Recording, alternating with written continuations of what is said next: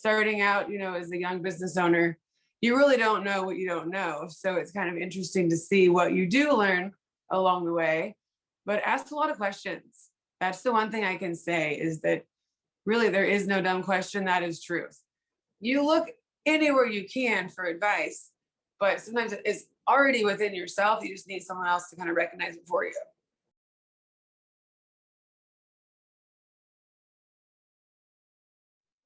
Awesome. Good morning. Great to see everyone. It's Thursday, which means it's snowing again for some reason. We're in that pattern now of Thursday and our Zoom and snow, but it'll be spring sometime soon. But great to be together. Awesome to see all of you. Been excited to spend time with Lewisburg multi-entrepreneur Jen Kelly, who just has an eye for opportunity. And I've been excited to learn more about your journey, Jen, and all the inspirations in your life and where you developed the courage and the eye for the things you've done business wise. So good morning. Thanks for joining us. Why don't you Well, good take morning. us back and talk about, some of your early inspirations and where you first got this heart for entrepreneurship. Well, I was born a hairdresser for one, and that's a job in itself, but it's always been kind of a self-driven sort of a career choice for me. So when I first moved back to Lewisburg in my mid 20s, I wanted to open a salon and a boutique, and I had all these kind of bright ideas that didn't have a clue at 25 where to start. But once I acquired the building, hence the remodeling began. And from there, I just kind of put one foot in front of the other and opened the salon initially. And gosh, back in the day, I actually had a consignment boutique come through there. We tried boutique offerings here and there, but I'll tell you, the minute I opened in 2006, it was not long after that we had the entire economy tank and everything kind of went downhill from there. So mainly just keeping your head above water was all I could think about back then. And gosh, 16 years in, that's kind of where we're at. So renting a building was, my first direction. And then of course, aspiring to own something is kind of what brought me to the other side of town. So that's kind of what took me down the direction of 68 Highway, which is where I live now with all of my new exciting offerings. So what'd you learn going through that tough time of starting a business and then having the economy go down? Because there are people going through that today. Well, I think it's just taking it one day at a time. I can recall signing my first lease, and it was more than my house mortgage was at the time for a 5-year note, thinking, how am I ever going to do this? But I really just think taking it one piece of the puzzle at a time and just kind of looking at it day by day. I think if you look too far in the future, it can be overwhelming. So I think slowing it down a little bit and just really taking it in little tiny pieces, it's a lot easier to overcome the small things than the big things. So that's kind of what got me where I wanted to go, a little bit at a time. And, buying my commercial building was the same thing. I remember how daunting that process was, to be honest. Starting out, as a young business owner, you really don't know what you don't know. So it's kind of interesting to see what you do learn along the way, but ask a lot of questions. That's the one thing I can say is that really there is no dumb question. That is truth. And really reach out in your community. I'm basically one of the luckiest people I know to stand behind a chair all day and talk and get paid for it. It's like a hobby that pays. I get to enjoy the work that I do, but at the same time, I get to talk all day, which is handy for me. I like to talk if you guys don't know me that well, but really just asking questions amongst everybody that came in and out of my chair gave me lots and lots of direction to kind of try new things and to be fearless. I think I was born this way. That much I can tell you. But I think just taking the risks, and that's where you get the payoff. You got to play to win. So if you don't, then I guess you just kind of sit tight, but that's not my nature. So I do happen to think a lot of our hometowns. So it's really fun to see colleagues of mine, I grew up with and how they've grown in their businesses and just really trying to see growth in everybody. I'm able to grow people in my industry as far as young stylists that come in and give them a career path and show them the ropes, if you will. But what's kind of crazy is I've always said that they teach me more when I teach them. And I think that's true in business too. You have to look to those around you, both above and below you, And I think that's one thing that's always helped me kind of, I guess, keep my head in the game and keep it real. There's a massive amount of courage in what you did, especially at a young age, to go out there and start your own business. And a lot of people have that idea and have that dream and just never find the way to make that leap. So what do you think it was in you? Was it early influences? Were the people you looked around and saw that inspired you? That do you think it's just unique genetically about you that you just said, I'm fearless? I think I've always said I've been told no one too many times. I think just basically self-drive. Like I just wasn't going to take no for an answer myself. And just really like just the desire to want to do it and the passion behind it. And I think maybe being a little bit young and naive didn't really, I guess, hurt matters, but I'm not sure if it helped either at the time.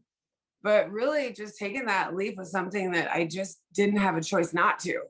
I think I was just born this way. On one hand, I've always said that. For one, I was a born hairdresser. So that's something that they tend to want to please people and just change the world one head of hair at a time. Well, I think that's true in business too, is that I just really wanted to make a difference.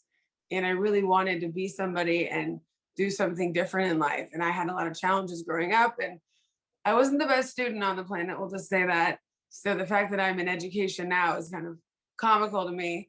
But just I think really challenging myself. I'm definitely up for a good challenge. And I think it's just something that self-pride, when you accomplish a little bit of something, it makes you feel good. So then you go for a little bit more, a little bit more. And then pretty soon that domino effect takes over and here you are. So the hair salon turned into a coffee shop and a boutique and an event center. Talk about that process of seeing unusual properties. You turned a laundromat into a coffee shop and a garage into an event center. And so you just look at properties that other people might ride by and ignore, and you see value in them. Well, to go back to the beginning too, when I opened my salon, it was originally a drive-through car wash when I was in high school. I can recall sitting in the parking lot with friends on a Friday evening, but it's interesting to see how a small town can evolve. I originally looked at that commercial building just as, a stepping stone, somewhere new to go, a different side of town to be on, a little different, I guess, as far as location for me. But when we took the building over and, it was Mr. Goodsense at that point, which back then it had a nice walk-in refrigerator and freezer, which I tore out, which now I would kill to have back, owning a coffee shop, right? So when I bought the commercial property, it had a tenant already in place for the lease next door. They've been there 21 years as a dry cleaners.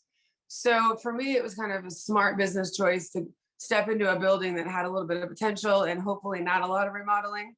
So the salon went in, and about 6 years later, we were doing a little more remodeling, as things go. And then of course our shutdown happened. And when the cleaners went out of business, for one, we didn't need another vacant space in our hometown. I didn't need 2 front doors. So that's kind of when I put the feelers out there in our community to see about opening up another dry cleaners as a service that we could provide, or a coffee shop. I've always been a fan of coffee. Kind of goes hand in hand if you're a hairdresser, but also just adding in, a little bit of, cafe feel, soup, salad, sandwiches. So once we put the coffee shop in motion, that kind of just took off like wildfire as far as the town got really excited, and everybody was home, as you can recall. We were all looking for somewhere to go, something to do. So at that same point in time, remodeling the salon and the coffee shop, it was a whole new feel, kind of like a whole facelift. So I went back to the idea of owning a boutique. One of my stylists came in wearing a giant pair of flare bell bottoms, and I thought those are fun. So then it kind of went back to that rabbit hole of, let's have clothes. So we brought in a little bit at a time and had a little corner boutique inside the salon. And, that's the point in time where you were shopping online. You couldn't touch anything tangibly. It was all just through a screen. So I think I always joke saying it being sweater season, everything was soft and everybody wanted to have a new sweater. So we sold a lot of sweaters. And pretty soon I looked around one day and I was cutting hair inside my closet because there was just clothes wall to wall. And I had just remodeled that place. So it was like Swiss cheese, holes in my wall. So a little bit sad there. But I'd been staring out the window. across the street from me, kind of catty corner from the salon and the coffee shop. And there was just this property that had been, it's a 130-year-old house. And then there was a little barn dominium, kind of a feel to a little event space there. And I just kept looking at that thinking someone's going to do something with that.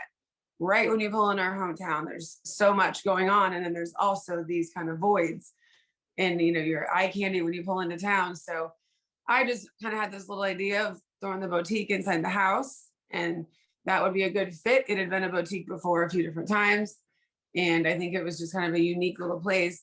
But then the Glam Shack came to be because this barn was right there, free for the taking with the property. So I noticed that they had used the upper loft for storage. And when I bought that property, it was full of a lot of merchandise. The gal that had owned it previously basically took what she wanted and left the rest. So I kind of evolved some of my ideas on the treasures I found, because I found a lot of treasures, a little bit of trash too, but a lot of treasures.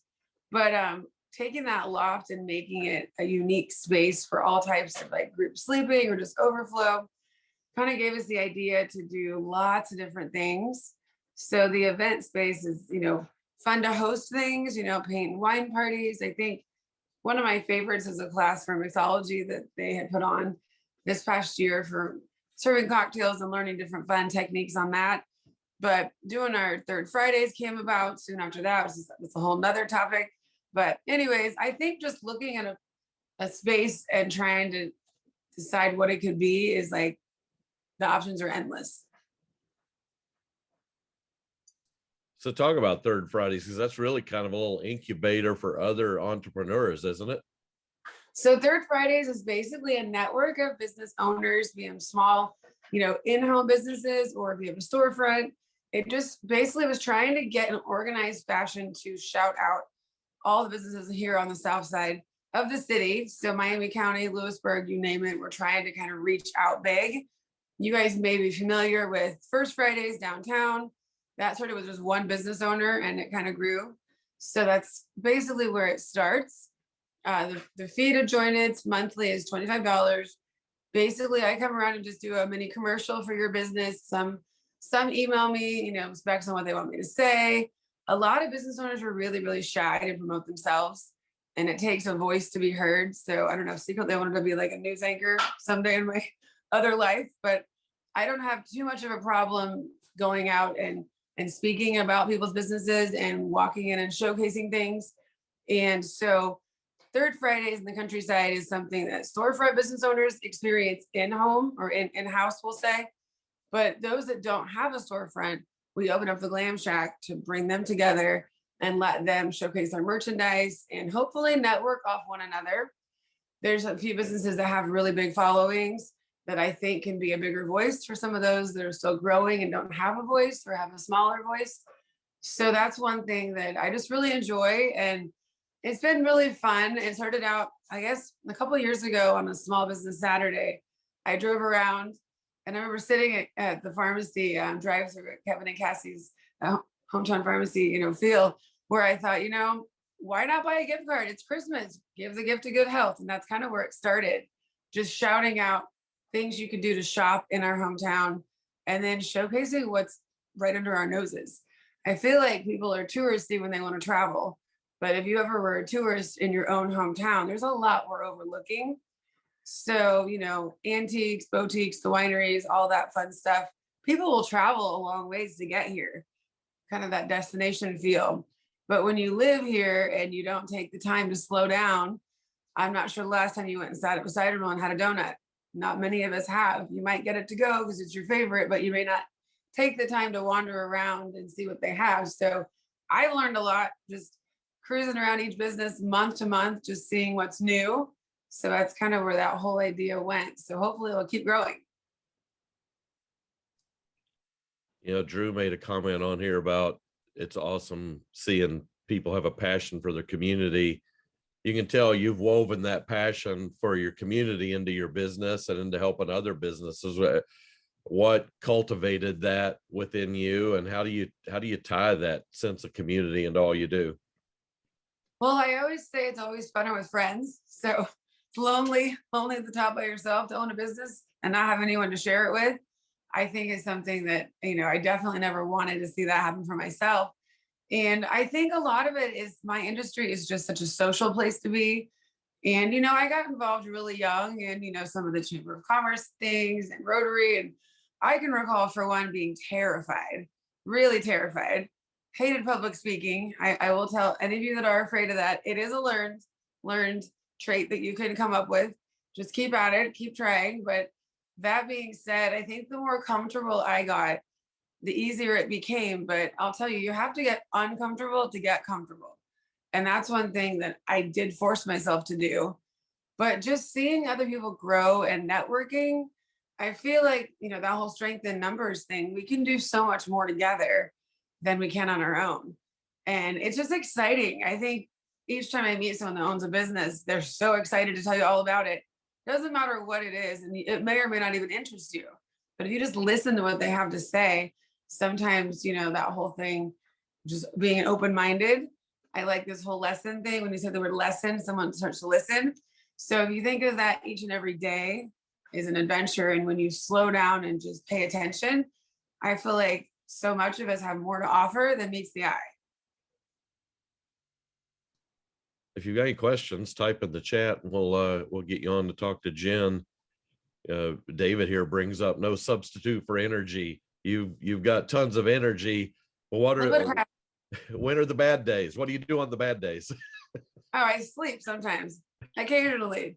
Sundays, just ask my family. Like, Mom, get off the couch. There's downtime.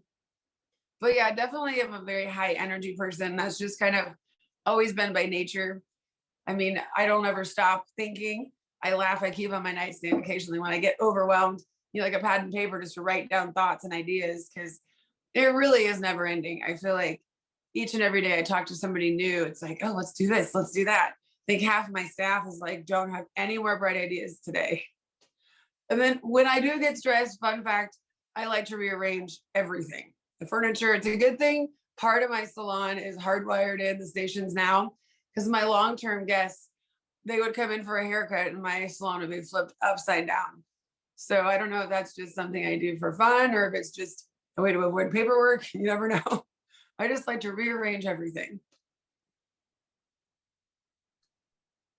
Now, for someone that didn't like public speaking, you do a lot of social and a lot of video, and I can see that it looks like building a relationship with your clients. Talk about how you do that and where that comes from and what's the impact you've seen of that. Well, honestly, when I got in this industry, I didn't really have a clue what I was getting into as far as my stylist life behind the chair. And about 20 years into my career, I'd had in my spine 9 injections and the writing was on the wall. I was done doing hair. And at that point I froze. I'm like, what do I do? Who's going to hire me? I'm a born hairdresser. And to be honest, I had to go down the road of finding a different way to, stay in my industry and still have a career and generate income, but, take a different turn.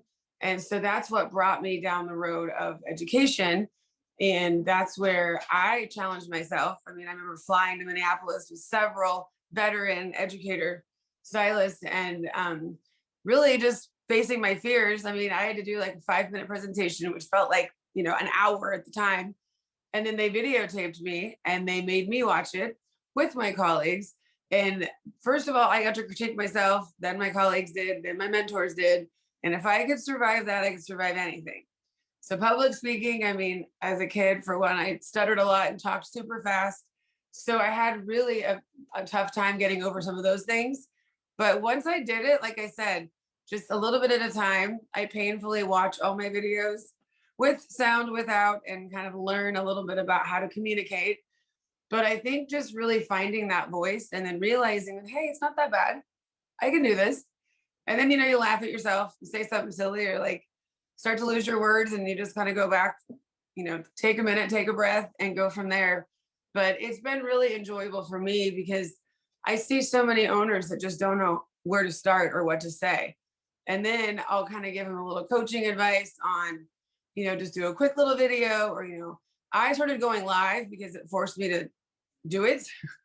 I can recall sending in a video standing in my salon when we had the cleaners open and I had to send in another initial 5-minute video. And I would get 4 minutes in and somebody would be knocking on the window, "Hey, Jen," and I would be so devastated.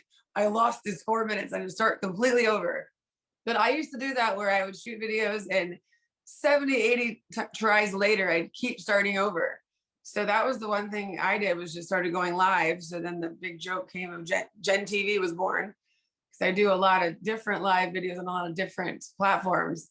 But I don't know, it's just one of those things that you just got to get out there and you got to put yourself out there. And I know it's scary as hell. Trust me, I'm scared every day. What I laugh about is, I could be on stage doing a hair show and be terrified. In my mind, my voice is shaking and I'm completely looking nervous. And then I go back and look at it and I'm like, yeah, it's all right. There's a saying, fake it till you make it. I guess I've taken that a little bit too far, but get out there and have some fun. Let's go to David. Hey Jen, again, love your energy, and as being the son of a mother who was a hairdresser as well, it's interesting. People think of having to leave a line of work because of injuries. They'll think of sports and things like that, but just ask someone who has to be on their feet all day long, every single day. Appreciate that. Hey, the question I had for you is, a lot of times when people want to start a business, they think that they got to have this one big thing, and I think that probably causes people to delay or perhaps not even get started. And what I find fascinating about you is that you started with one thing and then you went on to something else, something else, all these different businesses that you started. What advice would you give to someone who has an idea and wants to start a business to kind of avoid that paralysis of waiting until Well, they I think would they have say everything perfect? the little things don't mean a lot, they mean everything. So when you look at the big picture, it can just be so daunting. If you just take it, like I said, one step at a time and really focus on one small thing and then kind of grow into it from there. I would say look at a space that for one that you can afford starting out. A lot of people get in over their head. I think that they try and go too big too fast. And I think that's something that there's room to grow in your career and down your career path. So sometimes I think that we have it in our head and hearts that if we can't do it the best, then we shouldn't do it at all. That's completely not true, in my opinion. I feel like there's ways you can start and basically find a stepping stone. And then from there, look ahead a little bit further down that road. And things evolve and change, and you grow as a business owner. I mean, gosh, if I was the same person at 25 as I am today, I don't know where we'd all be, right? But the thing about it is just kind of taking it slow and I mean, taking the leap of faith and doing it for yourself, but at the same time, making it manageable so that you can, don't bite off more than you can chew, but at the same time, make sure that your head's in the game too and just start small. No, Jen, that's great advice. Could you repeat that first line that you had? That was a gem. It said little The little things things don't mean a lot, they mean everything. I mean, for an example, when I opened my salon, I spent all the money I had in my business loan I acquired, at my young age. And I spent all the money I had on product to resell, which was going to be profitable. Remodeling had to happen. Some tenant finish things had to be done. But the day before I opened, I can recall asking my parents, I had my great grandmother's dresser with a mirror on it, antique, as you can all imagine. It was my great great grandmother's. I'd had it for a while as a housewarming gift, buying my first home. And I called my dad and I said, "Can I drill some holes in the side of Granny's dresser?" He was like, "What for?" I'm like, "I don't have any furniture." Like I look back at the initial photos of when I opened Frankie's and there isn't anything in the background. Literally nothing. I mean, I look for local artists just to put wall art up because I didn't have any money for pictures. Like for real, that's as small as it was. And I used antique dressers for the longest time. I mean, I would go to a garage sale, and this is, rehabbing furniture hadn't quite hit the market yet as this big new business. But I spray painted anything I could get my hands on. I painted my concrete floors like 3 times. But I just really tried to take and do more with what I had or didn't have. And I think that's something that those little things, they don't mean a lot. They do mean everything. And I miss that dresser. It was a good station. Had a little wonky mirror to it. It was kind of quirky, but everybody laughed about it looking back. But that's the thing, when I bought the property I'm in now and actually got to buy new furniture, it was fun, like a kid in a candy store, but it wasn't near as fun as some of those rewarding moments I can recall when I was doing it on my own way back in the day. Well, thanks, Jen. That's great advice. Thank you. Mm-hmm. Yeah, that quote will make the highlight reel, David. That's a good one. Well, I'm going to steal it, but I will give you credit for it, Jen. I love that. Oh, it's definitely not mine. Everything's borrowed from somebody else, right? It sounds like a lot of your teaching is about how to run a successful business. Talk about what you're doing teaching.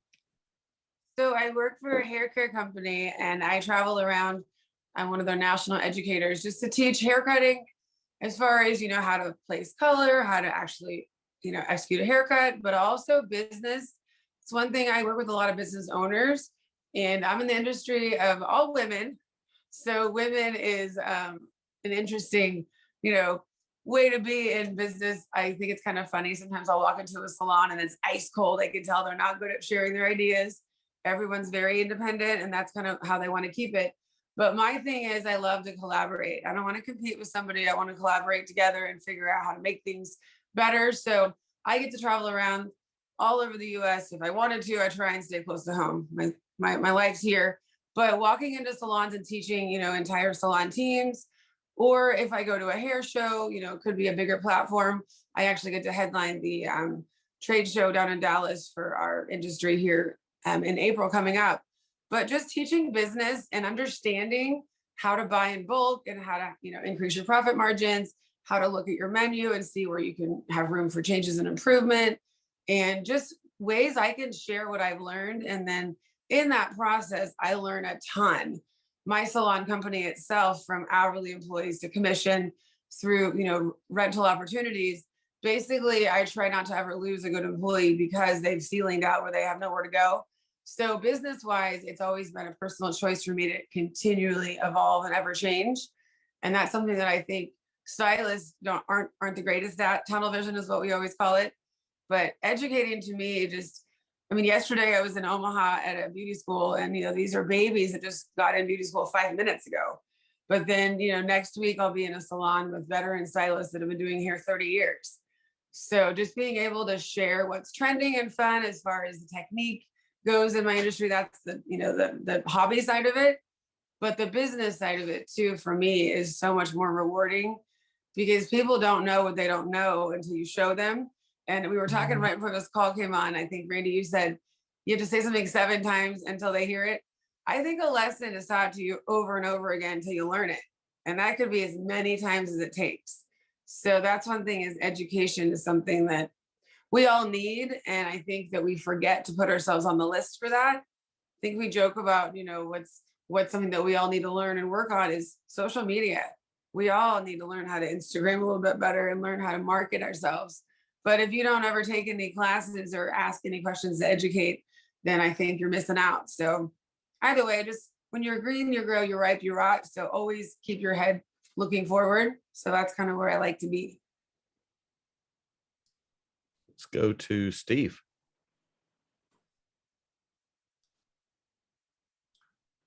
Well, thank you, Randy, for another great lessons in leadership. And Jen, enjoy listening to your entrepreneurial journey. I'm kind of interested in culture. Each of your businesses have a social element to them. I'm wondering if you install a similar culture into each business. So being family owned, that's one thing that I really like to instill, is that warm, welcoming feeling. One thing when you say culture, people will always forget what you say, but never forget how you make them feel.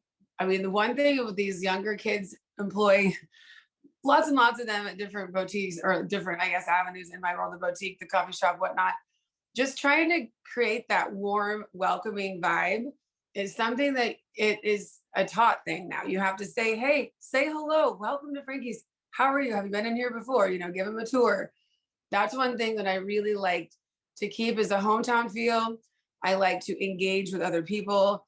I like it to be very warm and cozy. Like when we put the coffee shop in, you know, I love that we have what we call loiterers. We had that at the salon, just free coffee back in the day. But just trying to make it a vibe that everyone's welcome. Our salon floor itself is very open, and it's not a very private per chair, you know, situation. We don't even have assigned seats. I kind of laugh about that, because if it's a family of 2 or 3 kiddos, or, you know, a few girlfriends, or, you know, best friends want to sit side by side and chit chat, we make it a very welcoming feeling for them to be able to enjoy the experience. And that's what I think everything's about in this world, is it's not just a haircut, just a cup of coffee. It's the experience that you have while you're there. So I would say just mainly that welcoming vibe, and just keeping it very team-based and oriented to my staff. We're all very friendly amongst each other. You might ask the girls sometimes. We're like sisters. We tend to fight a little bit, but that's what makes it fun.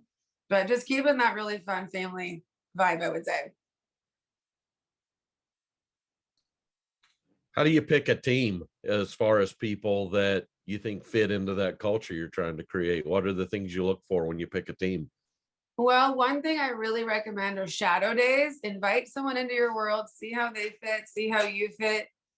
Oftentimes, you know, there's trial periods that some things may or may not work out.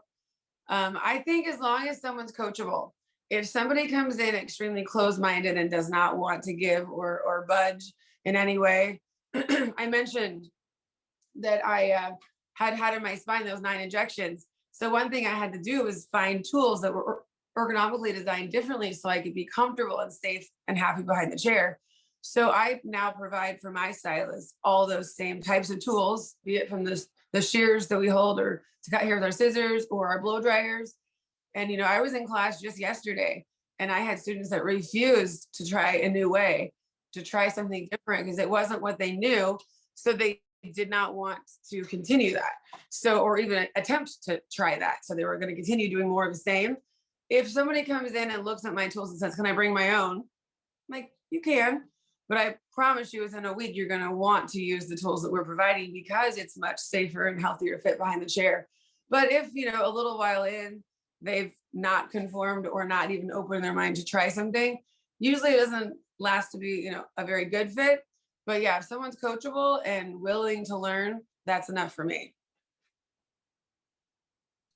Do you see that in your teaching role, that you see business leaders that their mindset and they're hard coded, and they just, Yeah. no matter what you try and teach, they're not going to be, they're not set for a mentor?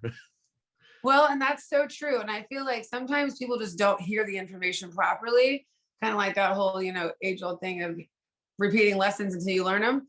But there's how many ways to count to 10? 8 and 2, 7 and 3, 6 and 4. I mean, I start to use these analogies with my owners, that there might be a better way. Doesn't mean that you're not getting to the same end goal, but how you get there can be 2 different ways or multiple different ways. But I feel like I'm one of those people that will beat that same dead horse. If I beat that drum long enough, somebody will listen. So I like to present information in multiple different ways, in hopes that if somebody is closed-minded, eventually they'll open up to you. And also being asked to be heard. I was kind of laughing yesterday. I had, you know, those few students that were challenging me, a couple of hecklers in the back row too. And, you know, I had to stop and just let them know, you know, please be open-minded. Please be willing to learn today. I've came this far to work with you. I'm here to share, and, you know, want you to try and get more out of today than you are.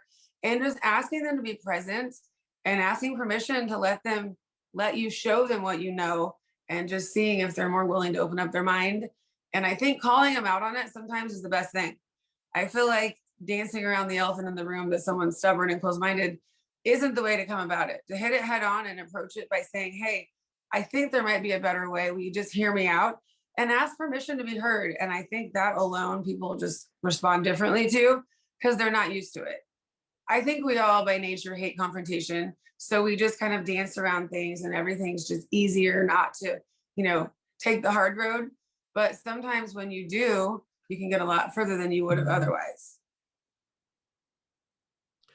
That's interesting. When you confront something like that, or what sounds disrespectful, what's the reaction? Because I imagine they're shocked to be confronted. Right. Right. we'll do it with a smile, of course. I use a lot of laughter and sarcasm in my delivery of information typically. I think sometimes it is what it is. And that's what, you might give a small apology. I'm sorry if this is a little bit uncomfortable for you, but I'd like to be here to help. And, take it or leave it for what it is. But I just want to be able to share what I know and see if it might give you one little, snippet of information. And typically, I think people are most taken back by, being confronted in a situation like that in a coaching scenario, that I've never really been too hard and too challenged that I can't just either brush it off and keep moving. And that's the thing, is you have to be able to be told no in this world. I think we're so afraid of being told no that people just don't ever ask the question or don't ever try and, take that step. So if somebody is unwilling and you've done all you can do, you can go home that day knowing that you tried your best. And if they didn't listen or didn't take it to heart, then that's their loss, not yours.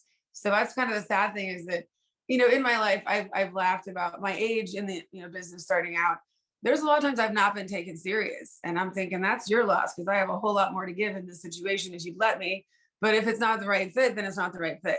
So I think just overcoming challenges, there's that fearless aspect too, but being able to be told no and just keep at it and keep trying. So that's something that we all need to work on. You talked a couple of times already today, what you said earlier about it's lonely when you're the business leader, and you talked about sharing your lessons. What's the value to you for a business leader in having a mentor, someone who they can talk to, who's been through that journey? When did you have mentors along the way, or do you wish that you had? If you look back, do you wish you had more mentors to help you? I think I wished I had, to be honest. Like I said, my industry is a very, very, very, I guess, independent situation where most owners don't have anyone to talk to. I think I've created networks for business owners. I call them sister salons. Even the smallest thing, that if you can't afford education because you're just a one little, small town salon, strength in numbers, go be at a salon owner two towns away. Go get together and create monthly meetings and ask, them to join you in that. And I think it's just one of those things that I didn't have anyone to turn to when I was young, starting out as a business owner. And so I looked to other industries to find owners to talk to, because I didn't have anybody within my own line of work. But that's the thing about it, is a mentor can be good, but like I said, look to those under you that are coming up, because they're learning what you didn't learn, because it's ever changing and evolving. So having a mentor, I think, is as easy as having a colleague, even Steven, same level as you. I think when we think of mentor as somebody older and wiser in the business, I think it's a listening ear, and I think it's a soundboard. And I think it's literally can be so simple as just saying what you know. You would say it in the mirror to yourself, but you wouldn't say it the same. I think just presenting your information differently, or thinking outside the box, or just having an outside opinion. And honestly, family and friends, God love them. They've been hearing me talk for years, my business to death. And they're probably like, oh gosh, more salon talk. But that's the thing about it, is that you look anywhere you can for advice, but sometimes it's already within yourself. You just need someone else to kind of recognize it for you.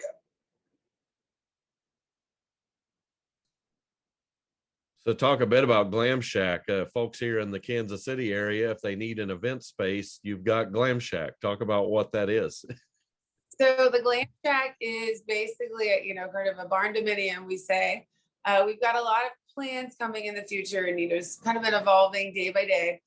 It does have a full kitchen and a full shower. The overnight sleeping options are endless. It's just kind of a unique space. The downstairs area, could seat up to 50, I would say. I actually hosted my own Thanksgiving dinner there this year. It was kind of fun. But we're hoping to add some more outdoor seating. There's a nice little, patio area out back, a fire pit.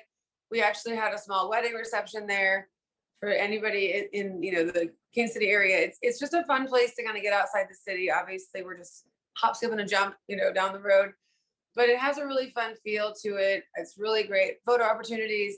I will say, for business purposes and just in general, we added in, a giant drop down, screen, so you can have movie night there and do a fun birthday party. You could do bridal showers, you could do senior grad parties, and, have slideshows playing. but it's just a unique space that it can be anything you want it to be. We choose to, post some events there, here and there, but it just amazes me the things that we've come up with and the way you can configure, the old farm table feel that we have all the furniture in there and, things like that. So it's just a really unique space that I feel like people, when they come to it, you're just kind of drawn in just because it's such a fun atmosphere. But yeah, just a unique event center that you can kind of create whatever you want. So if you could go back and see 16-year-old Jen or 25-year-old Jen, what would you tell you? Do what? What would you tell yourself? Yeah, now that you know all you know on this journey. Hold on tight. Yeah, I'm not real sure, honestly. Looking back, I don't think I had any idea where I was going. Never be surprised, I'll tell you that. That's one thing I think. I always knew in my heart of hearts, just like having twins. When I found out I was having twins, I'm like, of course I'm having twins. I'm not shocked. Like, why not? I can multitask. I think, I would say you got this, like you can do it. I feel like at times I thought I would never get to where I wanted to go. So I think looking ahead, down that road, it was like, oh, I'm never going to be anybody. I'm never going to get, where I want to go. But slowly but surely have patience and good things come to those who wait. So here we are. Ann is asking about where they find information and cost about renting the Glam Shack. The Glam Shack is on either Instagram or Facebook, both, but there's the website, the Glam Shack. I think it's the Glam Shack by Frankies.com. The Glam Shack. Basically, it's like $100 for 3 hours, 2 or 6 hours is 200, and then overnight's 500. So then you can do 24-hour rentals. So what's next on this journey? Oh, I hate to be a spoiler alert on that. You got to wait and see. Of course. You're not done. I know that. You can't be finished. There's a few more vacant buildings around, right? Right. There's definitely some growth. I'd love to expand on the coffee shop a little bit. We've gotten, catering added to our menus. And that's one thing that, what's new and upcoming that you may or may not know about as a team and myself too. A couple things, I now do magazine photo shoots, once a month to kind of go in and get outside my comfort zone and do behind the scenes photo, hair and makeup for that. But bridal industry is huge. And I don't know if anybody knows that, but it's like taken over like wildfire, and brides are extra these days. Weddings are extra. Everything's extra, right? So we've opened up a new business called Frankie's Bridal Experiences, where I can bring together a network of just different artists in the industry, be it makeup artists or hairstylists at all different levels. And that's one thing, that level-based pricing is something that people are afraid of, to offer different, types of experience in one sitting. So we now go on location and do weddings. And so all the new venues that are right here in our area, I don't know, I've driven to Leavenworth and Liberty my whole career just to go do wedding parties. Now that we have so many venues right here in our own backyard, it's been fun for me to make that happen so that we can be, their preferred, salon of choice, but then also piece together lots and lots of artists and go around the Kansas City area and beyond. And then making that kind of, the big picture for me. So of course we have the salon for your welcome adventure to your bridal, trial and experience there, meet and greet, get to know your stylist.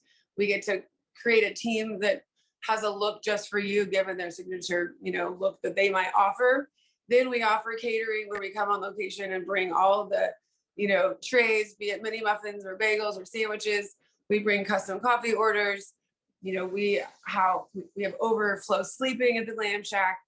We do work with now local photographers. I mentioned social media is really big. A lot of bridal parties are really into this TikTok, craze and some of the fun reels and things you see online. So just having a person there to take the behind the scenes photos of your wedding party, help you create the online presence you want for your social media delivery. And then, offering those engagement photos. Bonus child, that's a big thing when you get married now. It's not just you. We're all blended families. And I think just going in and finding all the little details that are being overlooked and creating that whole extreme level of experience has allowed me to bring in so many people. It's like, I love that Third Fridays, you know, I love Lisa that does that. Cruzy Creations does all the tumblers. I'm like, that's a great bachelorette gift. It's a great gift for your bridal party. Just trying to go in and hot off the press. You know, I'm like, I'm thinking of these people in my mind, how I could call them and say, hey, I want to offer my bride this experience. And of course, me, and then all the things, right? It just kind of snowballs. So I would say my next thing would be the bridal work in the industry of that, of bridging the gap between people being so overwhelmed and not knowing what to do. You know, having a couple food trucks on hand that we've used for Third Fridays, being able to offer catering beyond what I can do, the next level, a stepping stone. So I would say that's something that I'm hard at work at these days. It's awesome. And Elizabeth has found the link and put in the chat here. So she's helped us out. That's awesome. Thanks, Elizabeth. Well, I love seeing both what you're doing on your own journey, but also how you're inspiring other entrepreneurs and helping them and giving them a platform and a place to be seen and helping them get their story out, just to encourage entrepreneurship and the pride and community and all the things that you wrap into that, into the relationships you build. It's incredible. Well, it sure is fun. I can tell you that much. It's so rewarding. Like I said, growing people. I had a stylist that couldn't even call and order pizza. She was too shy. And now she owns a salon and boutique and is just killing it in her hometown. And I watch all that she's done. And it's a prideful moment for me to see people, you know, learn and better themselves and grow and face their fears. So we all should do that for ourselves.